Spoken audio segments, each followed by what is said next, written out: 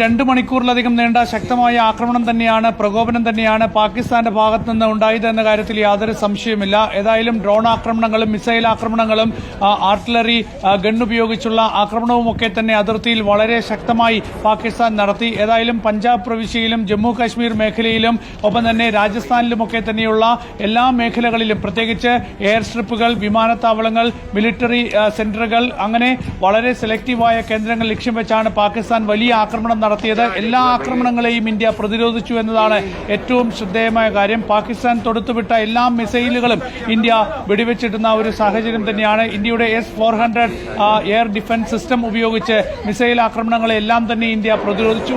ഏതായാലും ഒരാൾനാശം പോലും ഇല്ലാത്ത തരത്തിൽ 2 മണിക്കൂറിലധികം നീണ്ട പാകിസ്ഥാന്റെ വ്യോമാക്രമണത്തെ ശക്തമായി ഇന്ത്യ പ്രതിരോധിച്ച് മുന്നോട്ട് പോയി. ഏതായാലും പാകിസ്ഥാന്റെ 3 യുദ്ധവിമാനങ്ങൾ ഇന്ത്യ വെടിവെച്ചിട്ടിരിക്കുന്നു. ആ 3 യുദ്ധവിമാനങ്ങൾ വെടിവെച്ചിട്ടു എന്നത് തീർച്ചയായും പാകിസ്ഥാന് കനത്ത തിരിച്ചടിയായിട്ടുണ്ട്. 2 പാക് പൈലറ്റുമാരെ ഇപ്പോൾ ഇന്ത്യ പിടികൂടിയിരിക്കുന്നു എന്നതും വളരെ പ്രധാനപ്പെട്ട ഒരു വിഷയം തന്നെയാണ്. അങ്ങനെ പാകിസ്ഥാൻ യുദ്ധസമാനമായ സാഹചര്യത്തിൽ ഇന്ത്യയുടെ അതിർത്തി കടന്നു വന്ന് ഇന്ത്യയിൽ ആക്രമിക്കാനായി പാക് യുദ്ധവിമാനങ്ങൾ എത്തി. ആ യുദ്ധവിമാനങ്ങൾ ഇന്ത്യ വെടിവെച്ചിട്ടിരിക്കുന്നു. ആ യുദ്ധവിമാനങ്ങളിൽ നിന്ന് 2 പൈലറ്റുമാർ ഇപ്പോൾ ജീവനോടെ ഇന്ത്യൻ സൈനികരുടെ പിടിയിലായിരിക്കുന്നത് വളരെ പ്രധാനപ്പെട്ട വിഷയം തന്നെയാണ്. ഏതായാലും ഈ ഒരു യുദ്ധ സാഹചര്യം തുടരുന്ന ഒരു സാഹചര്യത്തിൽ വളരെ പ്രധാനപ്പെട്ടതാണ് ഈ പാക് സൈനികർ പിടിയിലായി എന്നത്. ഇവരിൽ നിന്നൊക്കെ തന്നെ ഒരുപാട് വിവരങ്ങൾ ഇന്ത്യക്ക് ശേഖരിക്കാനാകും. ഏതായാലും വളരെ ശക്തമായ തിരിച്ചടിയിലേക്ക് ഇപ്പോൾ ഇന്ത്യ നീങ്ങിയിരിക്കുന്നു എന്നതാണ് ഏറ്റവും പ്രധാനപ്പെട്ട കാര്യം.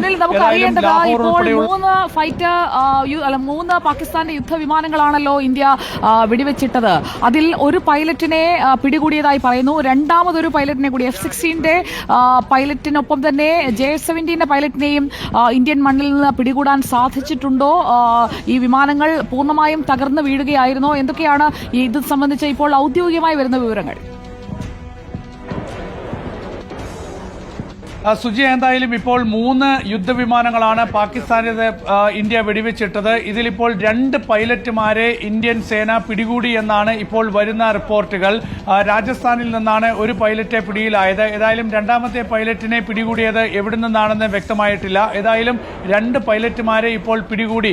ഇന്ത്യൻ സൈന്യത്തിന്റെ പിടിയിൽ 2 പൈലറ്റുമാർ അകപ്പെട്ടു എന്ന റിപ്പോർട്ടുകൾ ഏതായാലും പുറത്തുവരികയാണ്. ഇതുമായി ബന്ധപ്പെട്ട കൂടുതൽ വിവരങ്ങൾ ലഭിക്കേണ്ടിയിരിക്കുന്നു. ഏതായാലും ഇന്ത്യയെ സംബന്ധിച്ച് വലിയ വിജയം തന്നെയാണ് ആ ഒരു അർത്ഥത്തിൽ ഈ പൈലറ്റുമാരെ പിടികൂടാനായത് എന്ന കാര്യത്തിൽ യാതൊരു സംശയമില്ല. ഏതായാലും വലിയ പ്രത്യാക്രമണം തന്നെയാണ് ഇന്ത്യ ഇപ്പോൾ നടത്തുന്നത്. ഏതായാലും പാകിസ്ഥാന്റെ ഭാഗത്ത് നിന്ന് 2 മണിക്കൂറിലധികം നീണ്ട പ്രകോപനത്തിന് ഇന്ത്യ ഇപ്പോൾ ശക്തമായ മറുപടി നൽകിക്കൊണ്ടിരിക്കുകയാണ്. തീർച്ചയായും വലിയ മിസൈൽ ആക്രമണം തന്നെയാണ് പാകിസ്ഥാനെതിരെ ഇപ്പോൾ ഇന്ത്യ നടത്തിക്കൊണ്ടിരിക്കുന്നത്. പ്രത്യേകിച്ച് പാകിസ്ഥാന്റെ പ്രധാനപ്പെട്ട നഗരങ്ങളൊക്കെ തന്നെ ലക്ഷ്യം വെച്ച് വലിയ ആക്രമണം ഇന്ത്യ നടത്തുകയാണ്. ഏതായാലും പാകിസ്ഥാൻ ഇപ്പോൾ പൂർണ്ണമായി തന്നെ ഒരു ബ്ലാക്ക് ഔട്ട് പ്രഖ്യാപിച്ചിരിക്കുകയാണ്. എല്ലാം വിളക്കുകളും അണച്ചുകൊണ്ട് പാകിസ്ഥാൻ ബ്ലാക്ക് ഔട്ട് പ്രഖ്യാപിച്ചൊരു ലോക്ക്ഡൌണിന് സമാനമായ സാഹചര്യത്തിലാണ് ഇപ്പോൾ പാകിസ്ഥാന്റെ സാഹചര്യം പോകുന്നത്. ഏതായാലും ശക്തമായ തിരിച്ചടി തന്നെയാണ് പാക് സേനയ്ക്ക് പാകിസ്ഥാന് ഇപ്പോൾ ഇന്ത്യ നൽകിയിരിക്കുന്നത്. ഏതായാലും